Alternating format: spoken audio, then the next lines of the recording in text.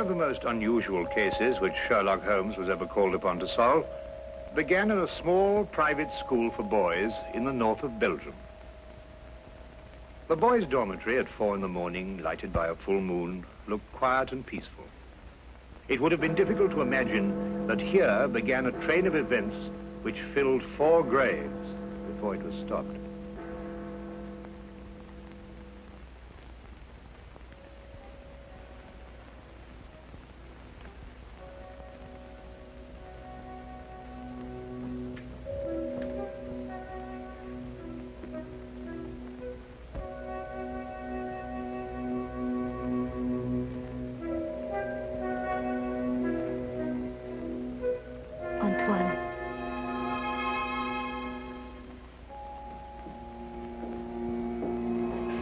Antoine.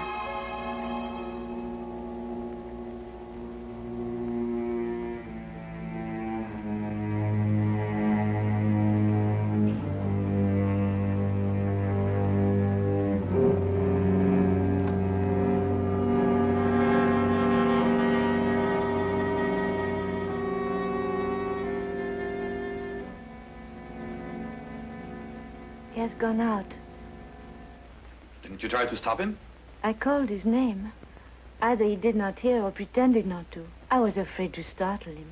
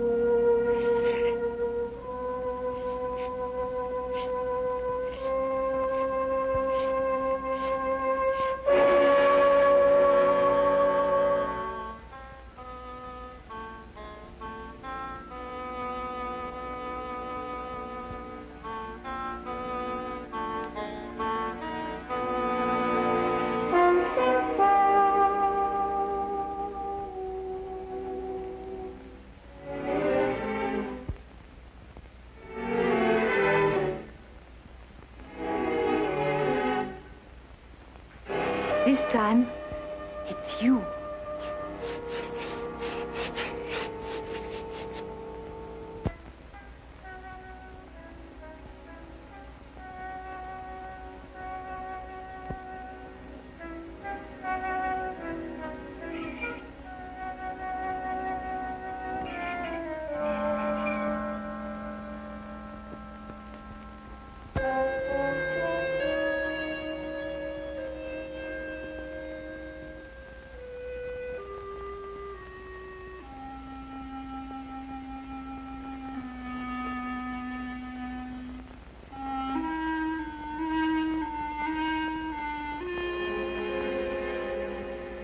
Monsieur Caron, is there anything wrong? No. Nothing, Antoine. Go back to sleep. What are you going to do? The police? It'll be the end of my career. Should have to close the school. Send the boy away? Would that stop it? I suppose not. It's horrible. 3 deaths in 3 months. Each one foretold by the writing on the church steps. I still think the police... No. But your own life... I've never felt in better health. And if I'm careful to keep out of drafts and avoid falling downstairs. How can you joke at a time like this? There's a man in London He's solved cases even more hopeless than this. Sherlock Holmes? You thought of him? Let me write to him. And ask him to do what? To come here, investigate. Find out who is responsible for those deaths and how a schoolboy can tell in advance who is next to die. And have the school invaded? Our teachers questioned? Our boys terrorized? I'll do my own investigating, Mademoiselle Grande. In my own way.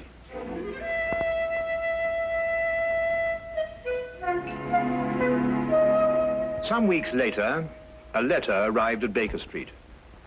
Holmes read it over once to himself and then aloud to me.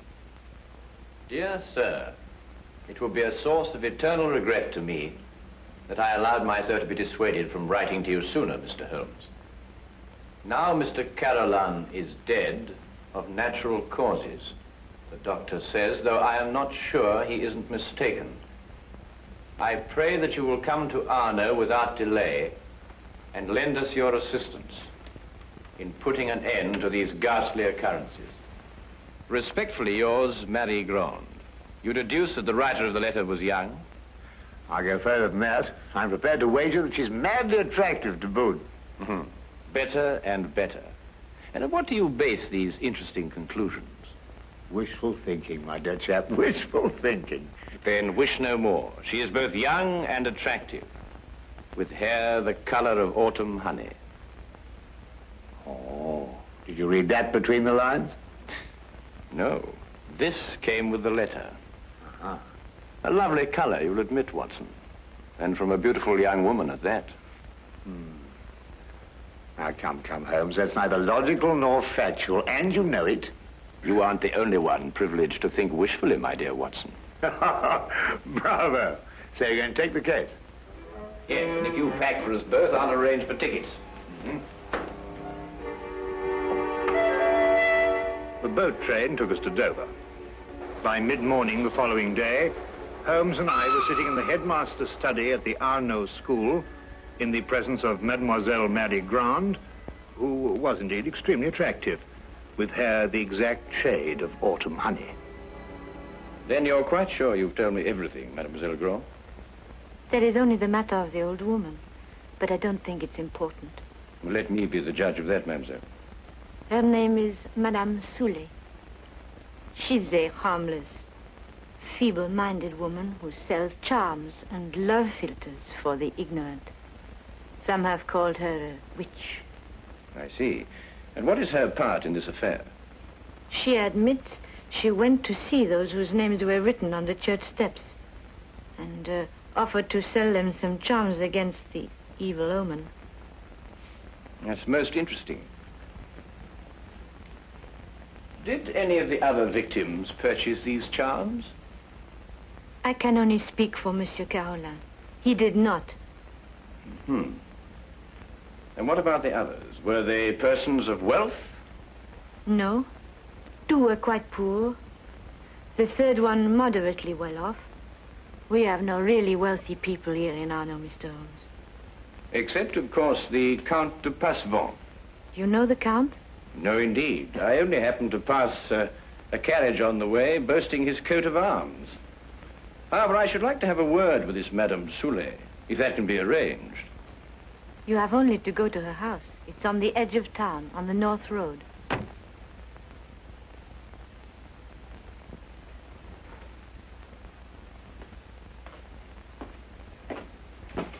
Monsieur Manelli, this is Monsieur Holmes and his friend Dr. Watson. Monsieur Manelli, our new headmaster. How do you do? How do you do? Now that you're here, Mr. Holmes, we have hopes at last of getting to the bottom of this terrible affair. Thank you, sir. I can only hope to do my best. Mademoiselle Grande has given you all the facts? All the facts at her command. Perhaps you can supply some additional ones. I am sorry, no. Mademoiselle Grande was the favorite member of the faculty here. She had Monsieur Carolan's confidence, not I. I see. And now that I've had the honor of meeting you gentlemen, I hope you will forgive me if I go to meet my class. But certainly. By the way, mademoiselle, Dr. Dimanche is waiting in the vestibule. Did you send for him? Yes, I did. I'll go and fetch him. I'll be back directly.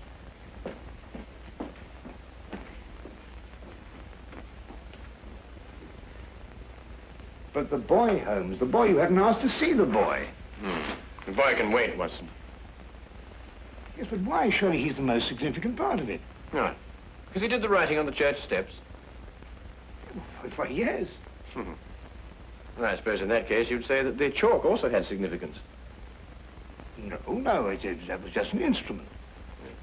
Precisely, my dear Watson. Precisely.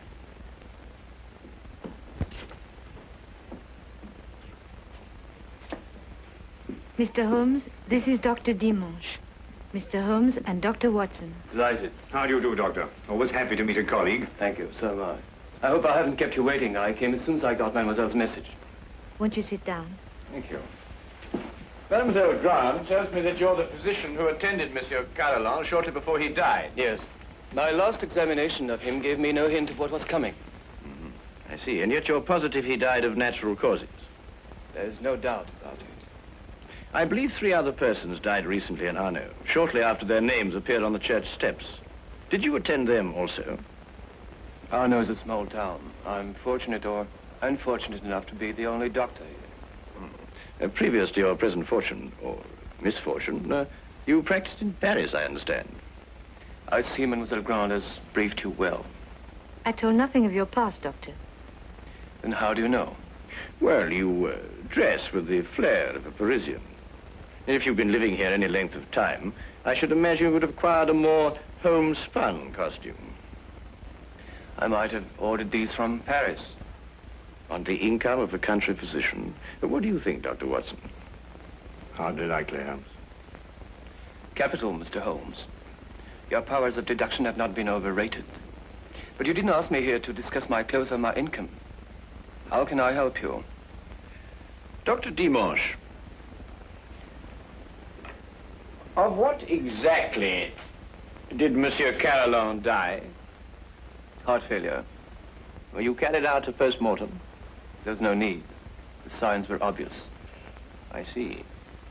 And you saw nothing suspicious, either in the case of Monsieur Carolan or of the other victims? Not one thing, Mr. Holmes. That's interesting. Perhaps you'd care to put forward a theory of your own as to the connection between the prophecies and the deaths. I have no theory. The explanation lies either in the most extraordinary combination of coincidences or in some sort of provision on the part of the boy, Antoine. Do you believe in prevision or telepathy? Years ago, my professor at Salpêtrière did suggest there might be something in it. For myself, I don't know. I neither affirm nor deny. Then I believe you can tell me nothing more for the present, Dr. Dimanche. Don't hesitate to call on me again. Though I must go back to my surgery, I may have a patient waiting. You never can tell. I'll be here early tomorrow afternoon for the monthly examination, mademoiselle.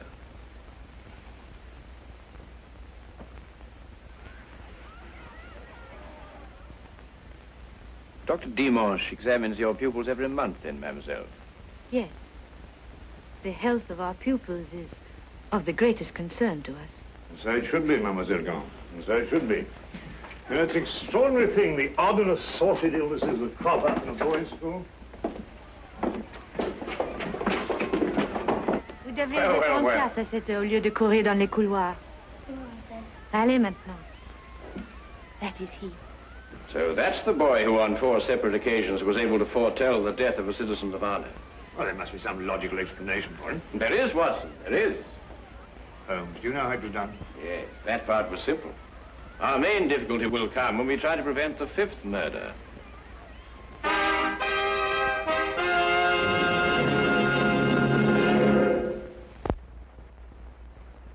Turn to the case of the deadly prophecy.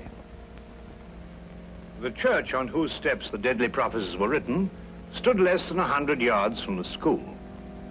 I had supposed that Holmes, with his usual attention to detail, would want to examine it thoroughly, but once again he surprised me.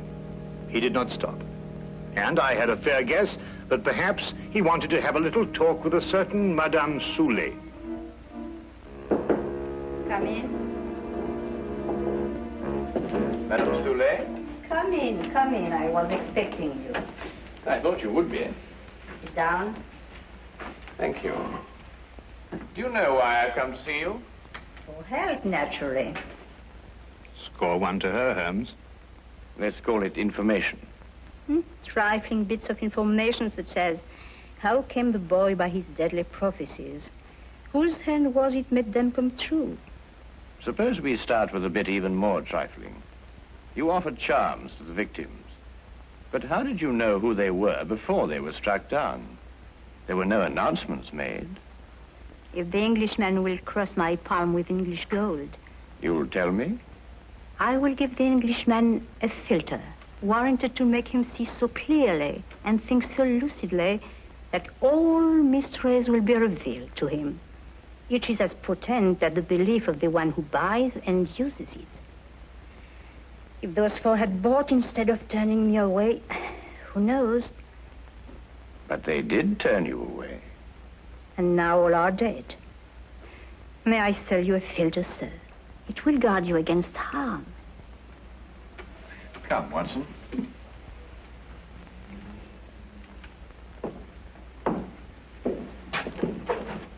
Good day, Madame Soulet.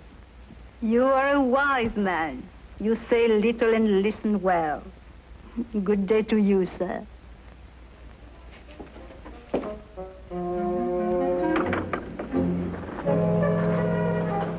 Filters, bosh. We might be living in the Middle Ages. Not the Middle Ages, Watson, merely a small European village. Ah, Count Passavant, I believe. Oui, monsieur.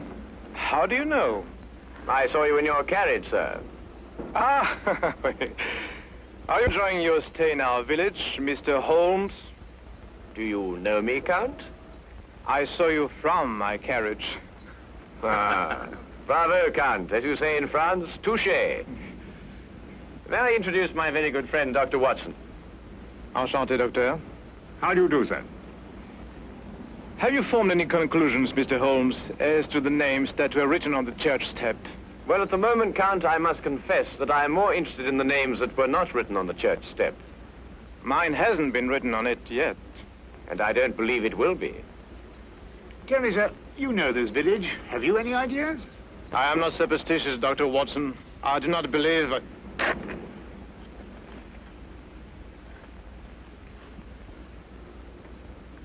You're not superstitious, Count? Madame Soulet's filter, at least, can do no harm. Good day, monsieur. Good day. There were a few points about this case which Holmes thought could best be cleared up in Paris. He had asked me to go alone, as the following night there would be a full moon, and he wanted to stay in Arno to be on hand, just in case.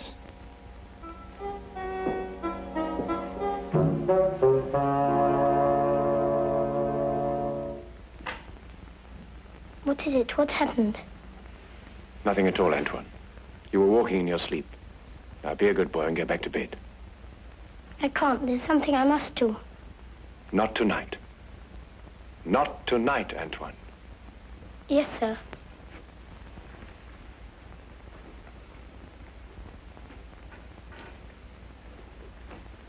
What does it mean? It means that nothing further will happen tonight. Sleep well, Mademoiselle Grand.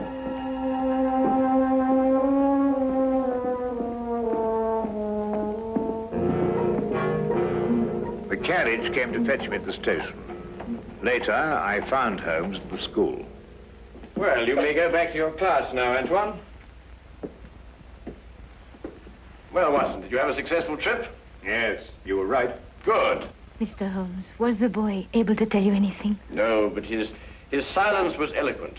Oh, by the way, I should like to have the use of the headmaster's study for a little gathering shortly before midnight. You name the murderer? No, he will name himself.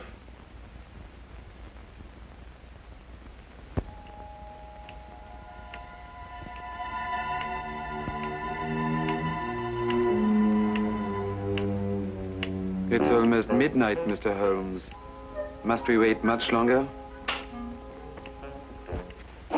Good evening, Count. I think you all know Count Passavant. Count, you met Dr. Watson in front of Madame Soulet's cottage. Would you be so good as to take that chair, Count? I expect you're all wondering why you've been invited here at such a late hour this evening.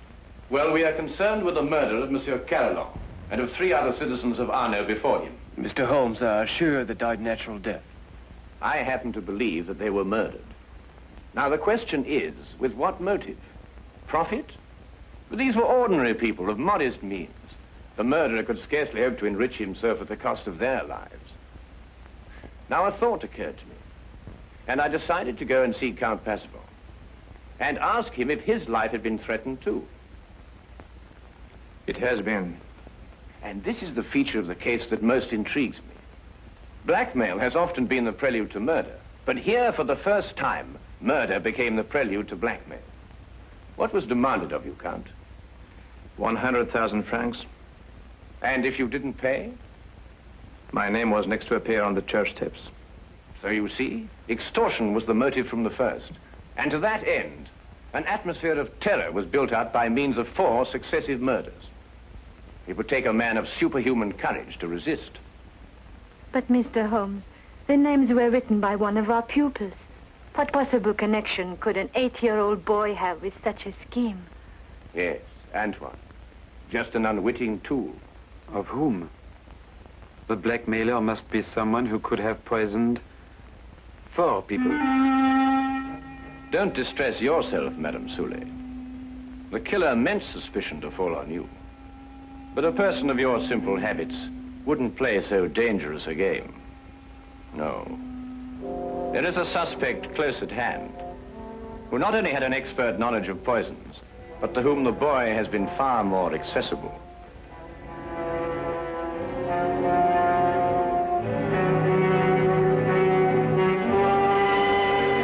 Accessible regularly once a month. This suspect was once a pupil of Dr. Charcot, who lectured on hypnotism at Salpêtrière Hospital in Paris. It would have been as easy for him to send Antoine on his monthly errands as to wind up a mechanical toy. Dr. Watson? Yes? Yesterday in Paris, you made certain inquiries into the character and education of this suspect. What did you discover? I discovered that he was a spendthrift and a wastrel who had quit Paris in order to escape his creditors. It's a lie. Calm yourself, Dr. Dimanche. I, too, have dabbled in hypnotism. This morning, Antoine and I had a little talk. I suggested that he come down here at midnight and point out the person who instructed him to write on the church steps.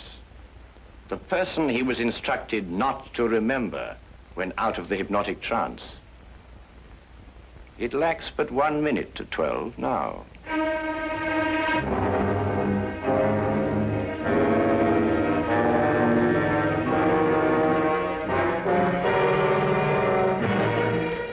Stay where you are, all of you. Don't be a fool, Doctor. When I visited your office this afternoon to look over your stock of drugs, I took the very ordinary precaution of emptying the cartridges from your gun.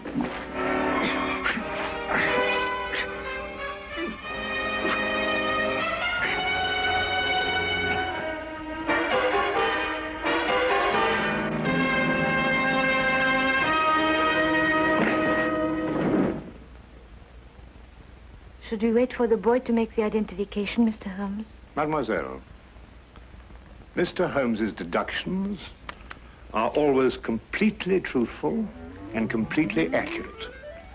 But the methods by which he achieves these ends are not always so straightforward. He said that he'd hypnotized the little boy to have him come here tonight at midnight. How did you know it was a bluff? You also said that the gun was unloaded. Oh,